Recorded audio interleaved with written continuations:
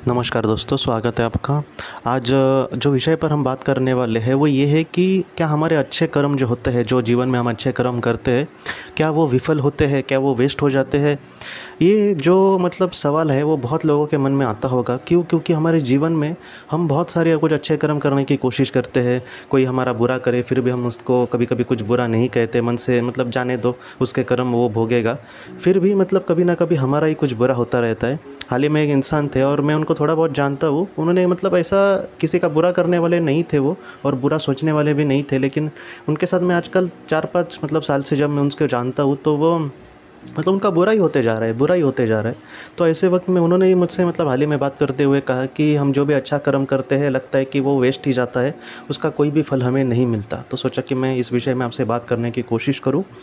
देखिए दोस्तों, ये जो सवाल है वो हर एक इंसान के मन में आता ही है, क्योंकि ज़्यादातर जो नॉर्मल ज़िंदगी जीते हैं और जिनके सामने इतनी बड़ी बड़ी दुख आते हैं, तो वो लोग ऐसा ही सोचते हैं कि हमारे सामने जो भी दुख आ रहे हैं तो हमने जो भी अच्छाई की होगी, या फिर हम सच्चे मन से कुछ करते हैं। मेरा एक दोस्त है, वो भी मुझसे हमेशा कहता है कि हम सोचते हैं ना कि जैसे लोगों के बारे में अच्छा सोचो, कभी भी किसी के बारे में बुरा मत सोचो, कभी खामखा झूठ मत बोलो स्वार्थ के लिए, या फिर किसी लोभ के लिए भी हमें कुछ ज़्यादा नहीं करना, कि कोई पाप करने की इच्छा नहीं होनी चाहिए। ऐसा करके वो यही कहता है कि मुझे क्या मिला ऐसे, ये सारी चीज़ें करके उसका भी सब बुरा ही होते जा रहा है। तो ऐसे वक्त में हमें हमारे सामने यही सवाल पड़ता है कि क्या जो हम अच्छा भी जो भी करते हैं दुनिया में, क्या वो वेस्ट ही जा रहा है, क्या वो विफल हो रहा है, उसका कोई भी फल हमें अच्छा अगर नहीं मिल रहा है तो इसका जवाब ढूंढने की जितनी मैंने कोशिश की तो मुझे यही पता चला कि दोस्तों, जो भी अच्छा हम करते हैं, सो अच्छा कर्म तो की तो बात ही छोड़ो, लेकिन कम से कम हम जो अच्छा सोचते भी है उसका भी फल हमें ज़रूर मिलता है। ये तय है। जो भी हम अच्छा करेंगे या फिर बुरा भी करेंगे उसका फल हमें 100% मिलना है। लेकिन फिर भी हमारे सामने दुख क्यों आते हैं?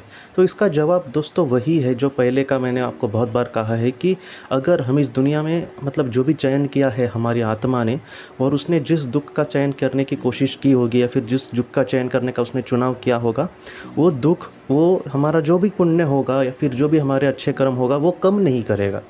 समझो, राकेश नाम का एक इंसान है और वो अपने जीवन में आया है और उसने कुछ दुखों का चयन किया है। समझो उसके जीवन के कुछ 8-10 साल वो सोचेगा कि मैं दुख भोगूंगा इस जीवन में वो जो भी करेगा सब कुछ विफल हो जाएगा।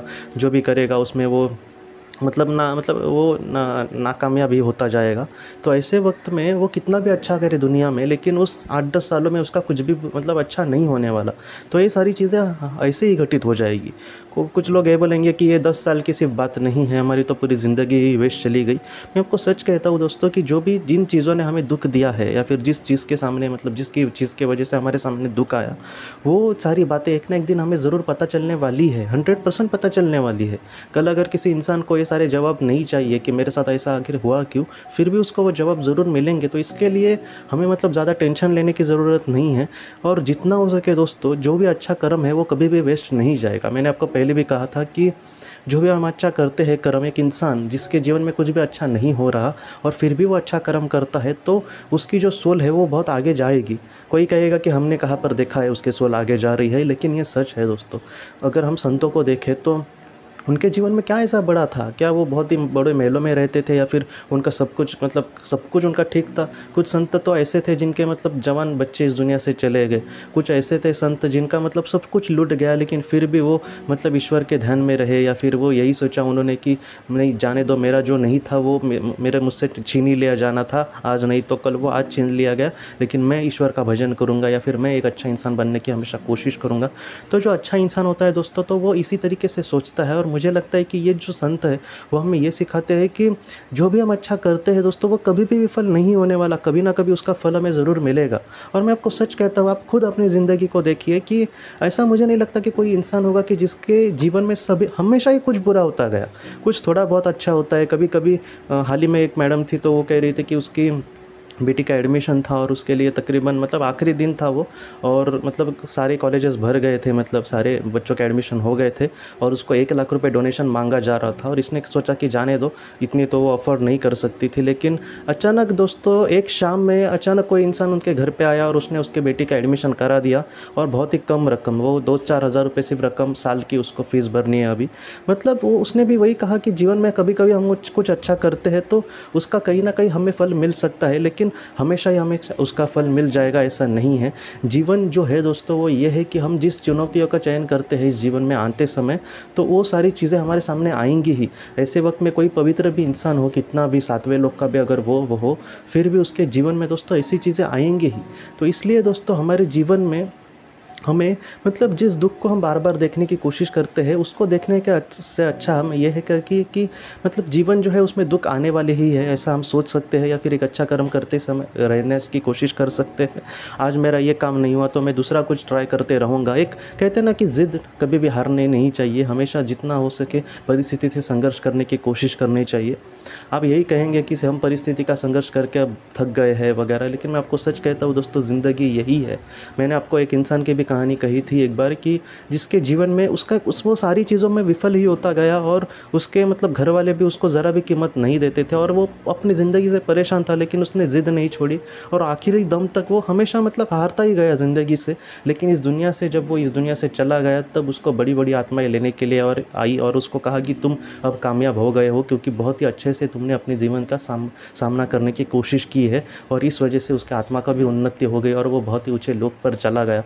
तो ऐसे जो लोग होते हैं दोस्तों वो हमें यही सिखाते हैं कि ज़िंदगी में मैं कुछ अच्छा करूँ तो उसका अच्छा ही फल मुझे मिलेगा ऐसा नहीं पता, लेकिन जितना हो सके मेरा कर्तव्य है कि मैं अच्छा कुछ करने की कोशिश करूँगा। मैं आपको एक उदाहरण देता हूँ कि एक माँ जो होती है वो अपने बच्चे के लिए ये नहीं सोचती कि ये मुझे कल संभालेगा क्या, ये नहीं सोचती कि ये कल मुझे कुछ देगा क्या, ये नहीं सोचती कि मेरे इसके लिए जो सपने हैं वो सारे पूरे करेगा क्या। उसका कर्म वो समझती है कि मैं इसको अच्छे से संभालूँ, इसकी अच्छी परवरिश करूँ, उसको अच्छे संस्कार दूँ। तो इसी तरीके से हमें जीवन को भी देखने की कोशिश करनी होगी कि ज़िंदगी हमें क्या दे हमें नहीं पता, लेकिन हमेशा हमें अच्छा कर्म करने की कोशिश करनी होगी।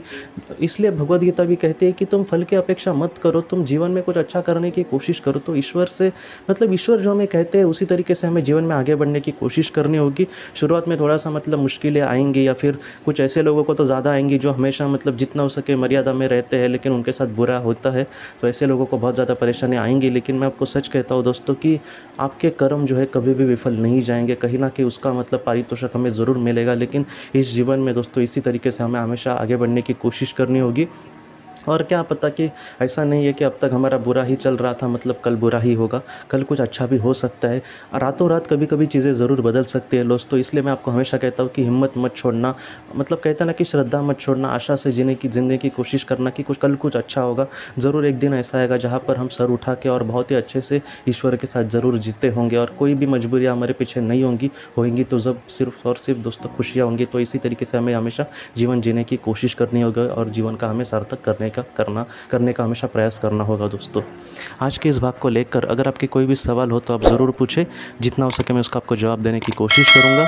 हम अपनी अगली वीडियो में मिलते हैं। आप अपना अपने परिवार का ख्याल रखना। आपका बहुत बहुत धन्यवाद। ज़िंदगी की रोशनी ये संस्था ऐसे लोगों के लिए काम करती है जिन्होंने किसी अपने को खोया है या फिर जो लोग अपनी ज़िंदगी में बहुत ही ज़्यादा दुखी है। जो लोग इस संस्था से जुड़ते हैं उनको तकरीबन 50 किताबें भेजी जाएगी उनके व्हाट्सएप पर या फिर ईमेल पर। ये किताबें आत्मलोक या फिर मौत के बाद हमारे साथ क्या होता है इन सारी चीज़ों की आपको पूरी तरह से जानकारी देगी। और इसके साथ साथ आपको एक पास्ट लाइफ रिग्रेशन थेरेपी की ऑडियो भी भेजी जाएगी। इस ऑडियो की मदद से आप घर बैठे अपनी पास्ट लाइफ रिग्रेशन करने की कोशिश कर सकते हो। बहुत लोग पास्ट लाइफ रिग्रेशन थेरेपिस्ट के पास किसी कारण के वश नहीं जा सकते, तो ऐसे लोगों के लिए मदद के लिए ये ऑडियो तैयार की गई है। तो आप ज़रूर इस संस्था से जुड़े। इस संस्था से जुड़ने के लिए सामने जो व्हाट्सएप का नंबर दिया है आप कृपया उस पर संपर्क करें। आपका बहुत बहुत शुक्रिया।